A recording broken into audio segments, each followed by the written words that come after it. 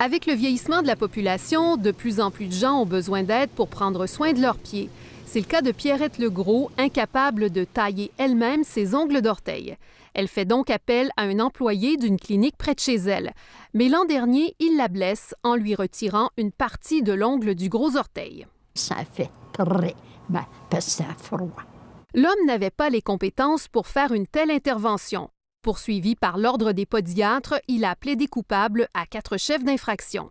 Ce cas illustre la confusion dans le domaine des soins de pied où travaillent des professionnels, podiatres et infirmières, et des non-professionnels qui ne sont pas régis par un ordre.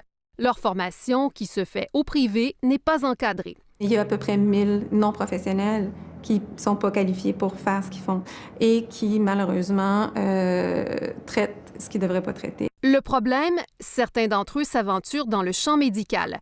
Pour faire passer le message, les ordres des podiatres, des infirmières et infirmières auxiliaires viennent de publier des balises. L'objectif de ce rapport-là, dans une perspective de protection du public, c'est que chacun agisse dans les limites de ses connaissances et de ses compétences. Parmi les recommandations, que les non-professionnels, aussi connus sous le nom de podologues, s'en tiennent à des soins comme la taille des ongles, la réduction des corps et callosités, l'application de crème, qu'ils n'utilisent plus d'instruments tranchants et qu'ils ne voient plus de clients qui ont des problèmes de santé à risque de complications comme le diabète. La principale association québécoise de podologues aurait aimé être consultée. Si il va nous éliminer, bien, c'est dommage pour le public.